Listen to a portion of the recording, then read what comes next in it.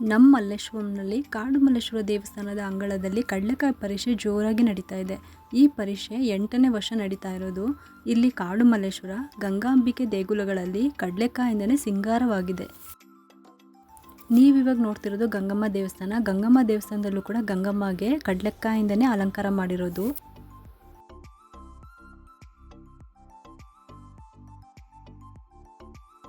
ಈ ಕಡಲೆಕಾಯಿ ಪರಿಷೆ ನಡೀತಾ ಇರೋದು ಈ ಸಿಟಿನಲ್ಲಿ ಒಂಥರ ಹಳ್ಳಿಯ ಸೊಗಡು ಬಂದಿದೆ ಅಂತಲೇ ಹೇಳ್ಬೋದು.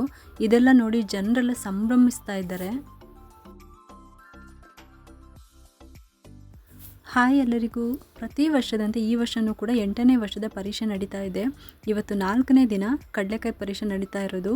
ನವೆಂಬರ್ 15ರಿಂದ ನವೆಂಬರ್ 18ರವರೆಗೆ ಜಾತ್ರೆ ನಡೀತಾ ಇತ್ತು. ಇವಾಗ ಕಡಲೆಕಾಯಿಂದ ಅಲಂಕಾರ ಮಾಡಿರುವ ಗಂಗಮ್ಮ ದೇವಿಯ ದರ್ಶನ ಆಯಿತು. ಬನ್ನಿ ಇವಾಗ ಜಾತ್ರೆ ಒಳಗಡೆ ಹೋಗೋಣ. ಅದಕ್ಕೂ ಮುಂಚೆ ಇನ್ನೂ ಯಾರೆಲ್ಲ ನಮ್ಮ ಚಾನಲ್ಗೆ ಸಬ್ಸ್ಕ್ರೈಬ್ ಮಾಡ್ಕೊಂಡಿಲ್ಲೋ ಅವರೆಲ್ಲರೂ ಸಬ್ಸ್ಕ್ರೈಬ್ ಮಾಡ್ಕೊಳ್ಳಿ ಅಂತ ಹೇಳ್ತಾ ಈ ವಿಡಿಯೋನ ಸ್ಟಾರ್ಟ್ ಮಾಡೋಣ ಬನ್ನಿ. ಈ ಕಡಲೆಕಾಯಿ ಪರಿಷೆನಲ್ಲಿ ಬಂದರೆ ಬರೀ ಕಡಲೆಕಾಯಿ ಅಂತನಲ್ಲ, ನೀವು ಬೇಕಾದಂಗೆ ತಿಂಡಿ ತಿನಿಸುಗಳನ್ನ ಕೂಡ ಈ ಜಾಗದಲ್ಲಿ ತಿನ್ಬೋದು. ನೀವಿಲ್ಲಿ ನೋಡ್ತಿರ್ಬೋದು ನೋಡಿ, ಇಲ್ಲಿ ಯಾವ ಥರ ಮೆಣಸಿನ್ಕಾಯಿನ ಹಾರವಾಗಿ ಅಂಗಡಿಗೆ ತೋರಣ ಥರ ಕಟ್ಟಿದ್ದಾರೆ. ಈ ಚಳಿ ಮಳೆಗೆ ಇಷ್ಟ ಆಗೋ ಬಜ್ಜಿ ಬೋಂಡನ ಇಲ್ಲಿ ಮಾರ್ತಾ ಇರೋದು.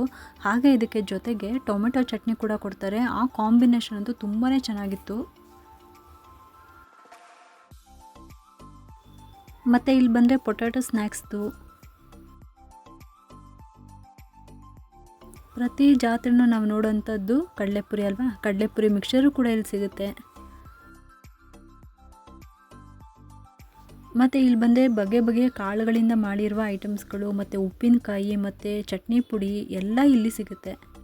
ನೀವಿಲ್ಲಿ ನೋಡ್ತಿರ್ಬೋದು ಎಷ್ಟು ವೆರೈಟಿ ಉಪ್ಪಿನಕಾಯಿಗಳಿದೆ ಮತ್ತು ಚಟ್ನಿ ಪುಡಿಗಳಿದೆ ಮತ್ತು ಕಾಳುಗಳಿದೆ ಅಂತ.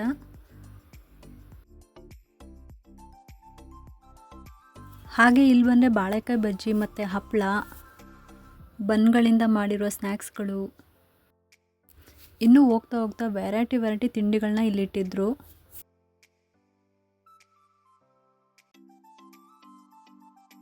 ಹಾಗೆ ಮುಂದಕ್ಕೆ ಬಂದರೆ ಆಲೂಗಡ್ಡೆಯಿಂದ ಮಾಡಿರುವ ಟ್ವಿಸ್ಟರ್ ಸಿಗುತ್ತೆ ಮತ್ತು ಚುರುಮುರಿ, ಮಸಾಲೆ ಪುರಿ, ಬೇಲ್ಪುರಿ ಎಲ್ಲನೂ ಕೂಡ ಸಿಗುತ್ತೆ. ಈ ಅಂಗಡಿಲಿ ನೋಡಿ ಅಪ್ಪು ಚಾಟ್ಸ್ ಅಂತಲೇ ಬೋರ್ಡ್ ಹಾಕ್ಕೊಂಡಿದ್ದಾರೆ. ನೀವಿಲ್ಲಿ ನೋಡ್ತಿರ್ಬೋದು.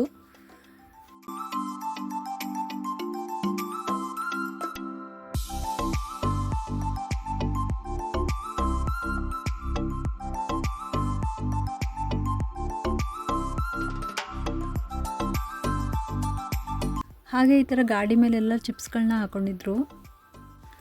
ಒಂಥರ ಹಳ್ಳಿಯ ವೈಭವದ ವಾತಾವರಣ ಕ್ರಿಯೇಟ್ ಆಗಿದೆ ಅಂತಲೇ ಹೇಳ್ಬೋದು. ನನಗಂತೂ ಹಳ್ಳಿಲೇ ಇರೋ ಥರ ಒಂದು ಅನುಭವ ಆಗ್ತಾಯಿತ್ತು. ಈ ಕಡಲೆಕಾಯಿ ಪರಿಷೆನಲ್ಲಿ ಒಂಥರ ಡೆಕೋರೇಷನ್ ಎಲ್ಲ ತುಂಬಾ ಸೂಪರಾಗಿತ್ತು. ರಾತ್ರಿ ಬಂದರೆ ಅದು ಇನ್ನೊಂದು ಥರ ಎಕ್ಸ್ಪೀರಿಯೆನ್ಸ್ ಆಗ್ತಾಯಿತ್ತು. ಇಲ್ಲಿಗೆ ದೊಡ್ಡಬಳ್ಳಾಪುರ, ಚಿಕ್ಕಬಳ್ಳಾಪುರ ಅಲ್ಲದೆ ಆಂಧ್ರ ಪ್ರದೇಶದಿಂದ 400ಕ್ಕೂ ಹೆಚ್ಚು ರೈತರು ಬಂದಿದ್ದರು. 15ಕ್ಕೂ ಹೆಚ್ಚು ಬಗೆಯ ಇಲ್ಲಿ ಕಡಲೆಕಾಯಿ ಮಾರಾಟಕ್ಕೆ ಇತ್ತು. ಇಲ್ಲಿ 100 ರೂಪಾಯಿಗೆ 4 ಸೇರಾಗಿ ಮಾರ್ತಾಯಿದ್ರು. ಗರಂ ಕಡಲೆಕಾಯಿ ಜೊತೆ ಪ್ರತಿದಿನ ಸಂಜೆಯಲ್ಲಿ ಸಾಂಸ್ಕೃತಿಕ ಕಾರ್ಯಕ್ರಮಗಳು ನಡೀತಾ ಇದ್ವು. ವೀಕೆಂಡ್ನಲ್ಲಿ ಸಿಟಿ ಮಂದಿ ಮಸ್ತ್ ಎಂಜಾಯ್ ಮಾಡ್ತಾಯಿದ್ರು.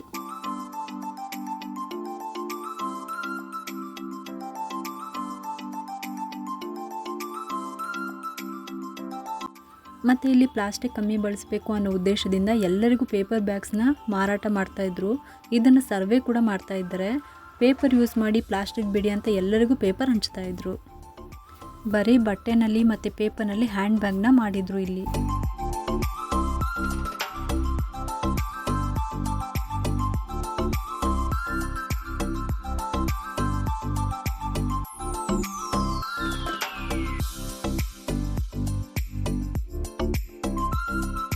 ಇನ್ನು ಬೆಳಗ್ಗೆ ಮಧ್ಯಾಹ್ನ ಬಂದರೆ ಈ ಥರ ವಾತಾವರಣ ಇದೆ. ರಾತ್ರಿ ಬಂದರೆ ಲೈಟ್ಸ್ ಇರುತ್ತೆ. ಇನ್ನೂ ಈ ಜಾತ್ರೆ ನೋಡೋಕ್ಕೆ ತುಂಬಾ ಆನಂದವಾಗಿರುತ್ತೆ.